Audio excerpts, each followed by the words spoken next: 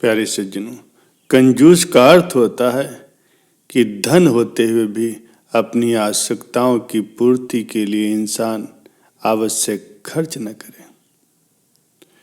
कंजूस और मितव्ययी व्यक्ति में फर्क होता है।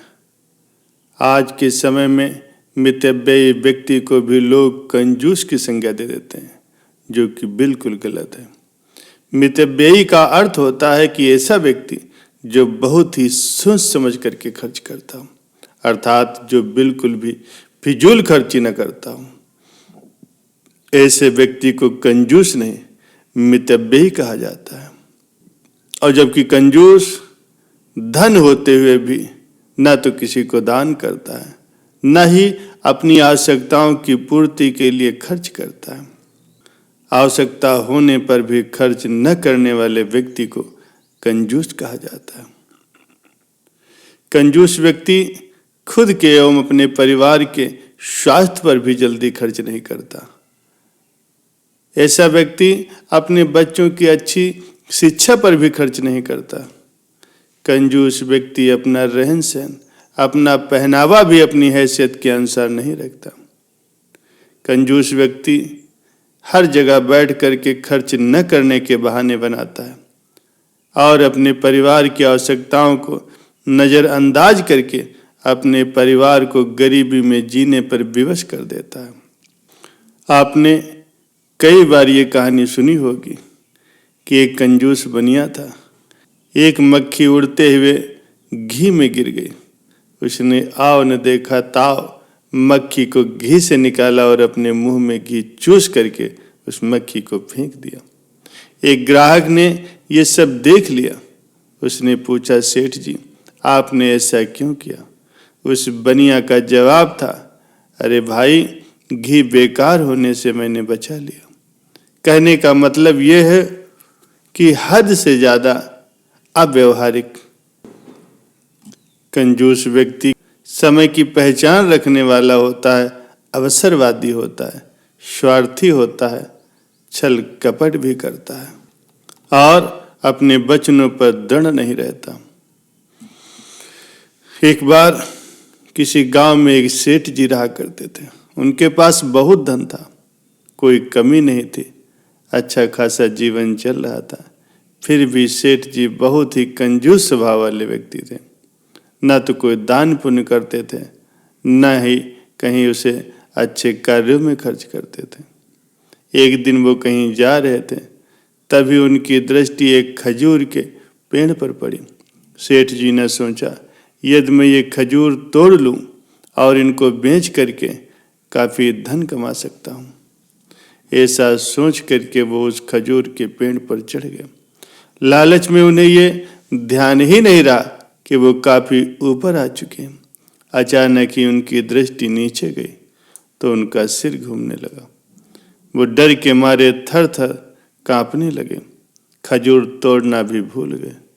अब वो ईश्वर से प्रार्थना करने लगे कि हे भगवान, कैसे भी हो मुझे नीचे सुरक्षित उतार दो। मैं वादा करता हूं कि पूरे 1000 ब्राह्मणों को भोजन कराऊंगा। ऐसा कह करके उन्होंने अपनी आंखें बंद कर ली और धीरे धीरे नीचे खिसकने लगे। वो लगातार भगवान से विनती कर रहे थे। थोड़ी ही देर बाद जब वो लगभग पेड़ के बीच में पहुंचे, तब उनका भय कुछ कम हुआ। उनके मन में लालच आ गया।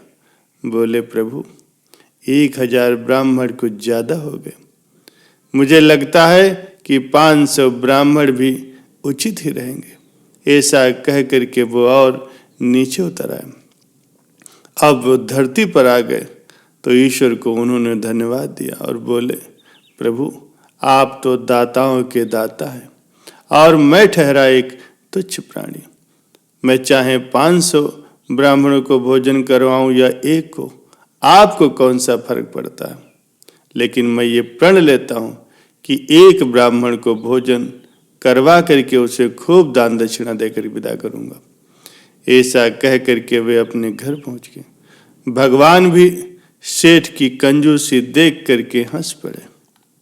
अगले दिन सेठ जी अपने गांव के एक ऐसे ब्राह्मण की खोज में निकले जिसके भोजन की खुराक सबसे कम हो। ऐसे ही एक दुबले पतले ब्राह्मण को उन्होंने खोज लिया और उसको भोजन का न्योता देकर के वापस आए। वो ब्राह्मण सेठ की कंजूसी के संबंध में सब कुछ जानता था। उसने सोचा कि आज उसको अच्छा सबक सिखाने का अवसर मिल गया है। उधर सेठ जी अपनी पत्नी को सब कुछ समझा करके दुकान पर चले गए।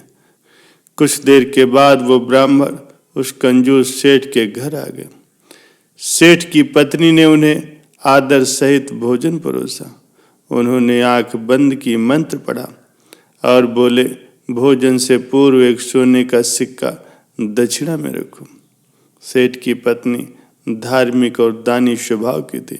वो तुरंत ही अंदर गई और अलमारी से एक सोने का सिक्का लेकर के आई। उसे दक्षिणा में भेंट कर दिया। इसके बाद उस ब्राह्मण ने भोजन किया और चलते समय सेठ की पत्नी से बोले, अब हम चलते हैं। तुम एक संस्कारी गृहिणी हो। मैं तुम्हें आशीर्वाद देता हूँ कि तुम्हारा घर धन धान्य से भरा रहेगा। तुम्हारी और तुम्हारे पति की दीर्घायु है तो मैं काशी जाकर के अनुष्ठान करूँगा। अब मैं चलता हूँ। अनुष्ठान की बात सुनकर के सेठ की पत्नी ने अपनी इच्छा से उन्हें 5 सोने के सिक्के और दान कर दिए। सिक्के पाकर के ब्राह्मण प्रसन्न होकर के चले गए, लेकिन उन्हें इस बात का ज्ञान था कि सेठ को जब उन सोने के सिक्कों के बारे में पता चलेगा तो वो सीधे उसके घर आएंगे। इसीलिए उस ब्राह्मण ने अपनी पत्नी को अपनी योजना के बारे में बताया। शाम को जब कंजूस सेठ घर पहुंचे और ये पता चला कि उस ब्राह्मण को उनकी पत्नी ने पूरे 6 सिक्के सोने के दे दिए, तो वो क्रोध में भर करके उस ब्राह्मण के घर जा पहुंचे और बाहर से ही शोर मचाते हुए अपने सोने के सिक्के वापस मांगने लगे। उनका ऐसा करना था कि योजना के अनुसार ही उस ब्राह्मण की पत्नी बाहर आई और उनसे बोली, सेठ जी, तुम्हारे ही घर का भोजन करने के बाद मेरे पति की अब तबीयत खराब हो गई। वो अपनी आखिरी सांसें गिन रहे हैं। और ऐसा करके वो जोर जोर से शोर मचाते हुए रोने लगी। ये देखकर सेठ जी घबरा गए। ब्राह्मण की पत्नी ने रोते हुए कहा कि यदि मेरे पति को कुछ हो गया तो तुम्ही को भुगतना पड़ेगा। ऐसा कह करके वो जोर जोर से रोने लगे। इससे पहले कि लोग वहां इकट्ठा होते, सेठ जी ने अपनी जेब से धन से भरी हुई एक पोटली निकाली और उसे देते हुए कहा, बहन, ये धन रख लो और अपने पति का अच्छे वैद्य से उपचार करा लेना। ऐसा कह करके अपनी जान छुड़ा करके वहां से वो भाग निकले। ब्राह्मण और उनकी पत्नी की योजना सफल हो चुकी थी। सेठ जी का दांव उल्टा पड़ गया। अगले दिन वो ब्राह्मण और उनकी पत्नी कंजूस सेठ के घर पहुंचे और सोने के सिक्के वापस करते हुए उन्हें सारी बातें बता दी। सेठ जी को अपनी गलती की सजा मिल चुकी थी। उन्हें अपने मन में बड़ी गिलानी हुई। वे ब्राह्मण से बोले, महाराज, मुझसे भगवान से झूठ बोलने का बहुत बड़ा अपराध हुआ।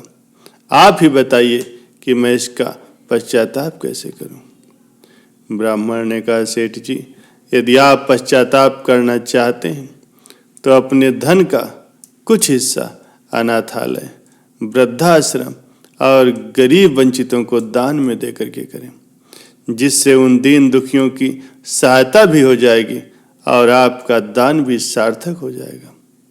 सेठ जी ने ऐसा ही किया।